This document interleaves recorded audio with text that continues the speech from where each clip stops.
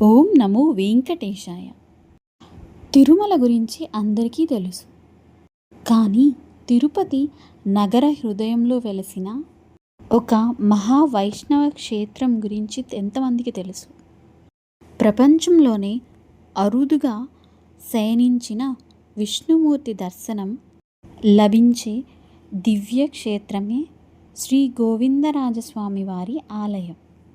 తిరుపతి శ్రీ గోవిందరాజస్వామి వారి ఆలయంలో బ్రహ్మోత్సవాలు మొదలయ్యాయన్న సంగతి మీ అందరికీ తెలిసిందే. అనుకోకుండా ఇవాళ మాకు స్వామివారి దర్శన భాగ్యం కలిగింది. ఇవాళ స్వామివారు హంసవాహనంపై సరస్వతీదేవి అవతారంలో మాడవీధుల్లో విహరిస్తూ భక్తులకు దర్శనమిచ్చారు. స్వామివారిని మేము కూడా దర్శించుకున్నాం. గోవిందరాజస్వామి వారు అక్కడ ఎలా వెలిశారు, ఆ ఆలయ గొప్పతనాన్ని స్థల పురాణం ప్రకారం ఎలా ఉందో తెలుసుకుందాం రండి. పురాణాల ప్రకారం శ్రీ మహావిష్ణువు భూలోకంలో శ్రీనివాసుడిగా అవతరించి తిరుమలలో నివసించే సమయంలో వివాహ మహోత్సవం నిమిత్తం కుబేరుని వద్ద ధనం అప్పుగా తీసుకున్నారని విశ్వసిస్తారు. ఈ ధనాన్ని కొలిచే బాధ్యతను శ్రీనివాసుడు అన్నయ్య అయిన శ్రీ గోవిందరాజస్వామి వారికి అప్పగించారని స్థల పురాణం తెలియజేస్తోంది. ధనాన్ని కొలుస్తూ అలసిపోయిన స్వామివారు ఆదిశేషునిపై శయనించిన దివ్య రూపమే నేటి శ్రీ గోవిందరాజస్వామి వారి దర్శనమని భక్తుల విశ్వాసం. స్వామివారు గర్భాలయంలో ఎలా భక్తులకు దర్శనమిస్తారో తెలుసుకుందాం రండి. స్వామివారు ఆదిశేషునిపై శయనిస్తున్నట్టు దర్శనమిస్తారు. స్వామివారి నాభి నుండి బ్రహ్మదేవుడు ఉద్భవించినట్లు ఉంటుంది. పాదాల వద్ద శ్రీదేవి భూదేవి అమ్మవార్లు ఉంటారు. మోక్షం కోసం తపస్సు చేస్తున్న మధు కైటభ రాక్షసులు కొలువై ఉన్నట్లు మనకు దర్శనమిస్తారు. గోవిందరాజస్వామి వారి ఆలయంలో మరొక ప్రత్యేకత కూడా ఉంది.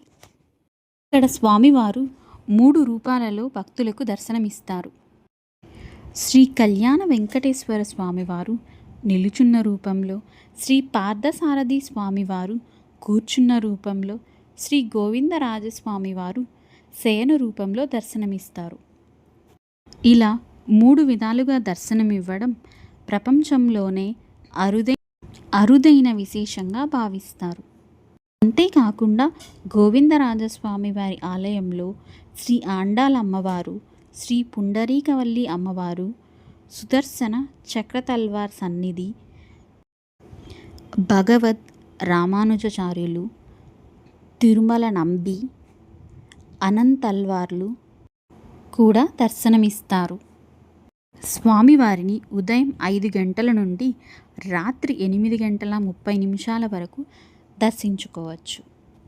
అంతేకాకుండా శ్రీ గోవిందరాజస్వామి వారి ఆలయంలో భక్తులకు ఉదయం 10:30 నుండి సాయంత్రం 4 గంటల వరకు ఉచిత అన్నప్రసాదాలు. ఇప్పుడు గోవిందరాజస్వామి వారి ఆలయంలో జరిగే పలు ఉత్సవాల గురించి తెలుసుకుందాం రండి. భగవద్ రామానుజాచార్యుల ఆదేశాల మేరకు తిరుమల తరహాలో శ్రీ గోవిందరాజస్వామి వారికి కూడా నిత్య, వార, పక్ష, మాస, సంవత్సరోత్సవాలు టీటీడీ అత్యంత వైభవంగా నిర్వహిస్తూ ఉంటారు. వైశాఖ మాసంలో బ్రహ్మోత్సవాలు, మాఘమాసంలో తెప్పోత్సవాలు, చైత్రమాసంలో వసంతోత్సవాలు, అశ్వయుజ మాసంలో పవిత్రోత్సవాలు, జ్యేష్ఠాభిషేకం, పుష్పయాగం, పొన్నకాల ఉత్సవం విశేషంగా జరుగుతాయి. ప్రతి పౌర్ణమికి గరుడు సేవ, మూలమూర్తికి పూలాంగి సేవ ప్రత్యేకమని చెప్పవచ్చు. ఆలయం యొక్క శిల్పకళా వైభవం గురించి తెలుసుకుందాం. ఆలయంలోకి ప్రవేశించగానే దర్శనమిచ్చే 7 అంతస్తుల మహారాజ గోపురం విజయనగర శిల్పకళా వైభవానికి ప్రతీకగా నిలుస్తుంది. అంతేకాకుండా 3 అంతస్తులతో నిర్మించిన పడి కావిలి గోపురం, మహాద్వార గోపురం, విమాన గోపురం బంగారు తాపడంతో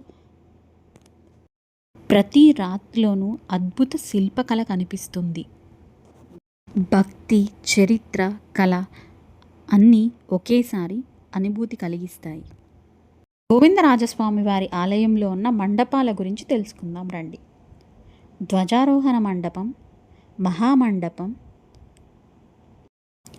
అర్ధ మండపం, అంతరాలయ మండపం, గర్భాలయ మండపం, బుగ్గ మండపాలు, రాములవారి మండపం, వాహన మండపం, ఉత్సవ మండపాలు.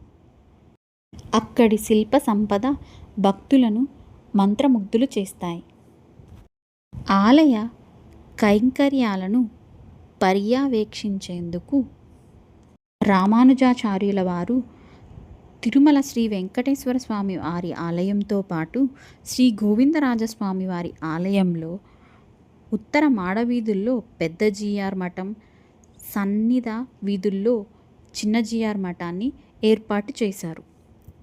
ఆలయానికి ఎదురుగా వెలసిన పవిత్ర పుష్కరిణి ఆధ్యాత్మిక ప్రశాంతతకు ప్రతీకగా నిలుస్తుంది.